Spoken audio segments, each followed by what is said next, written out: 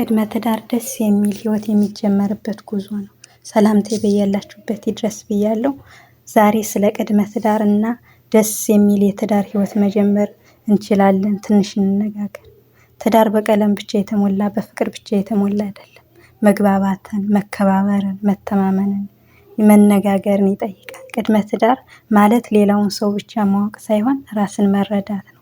ምን እፈልጋለሁ፣ ምን አልችልም፣ ምን እችላለሁ፣ በችግር ጊዜስ ነገራቶች እንዴት ነው የምፈታ ብለን መልስ ለራሳችን መመለስ ቅድሚያ አስፈላጊ ነው።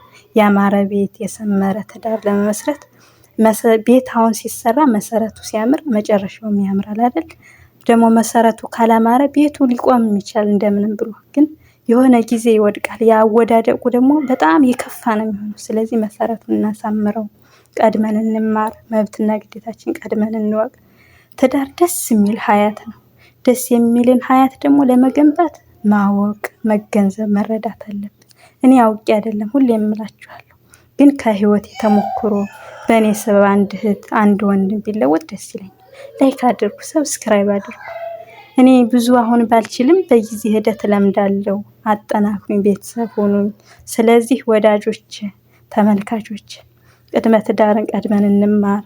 እህቶችም ወንድሞችም ቀድማችሁ ወቁ። ትዳር ላይ ያላችሁን ሰላምን ፍጠሩ፣ ተግባቡ፣ ተወያዩ፣ ተመካከሩ እላችኋለሁ። ትዳር ደስ የሚል ሀያት ነው። ያላገባችሁ እህቶች ወንድሞች አግቡ። ደስ የሚል ሀያት ነው ትዳር። ትዳር ኃላፊነት ብቻም አይደለም፣ ደስ የሚል ሀያት ነው እና ስለዚህ አግቡ እላችኋለሁ። እኔ ሁሌም አውቄ አይደለም እነግራችኋለሁ። አጠናክሩኝ፣ ቤተሰብ ሆኑ። ከህይወት የተሞክሮ ትንሽ እኔ ከማውቃት ለእኔ ችግር መፍትሄ ሳገኝ ለእህቶችም የሚሆን መፍትሄ ነው ብዬ ነው እና ላይክ አድርጉ፣ ሰብስክራይብ አድርጉ፣ ቤተሰብ ይሁኑ።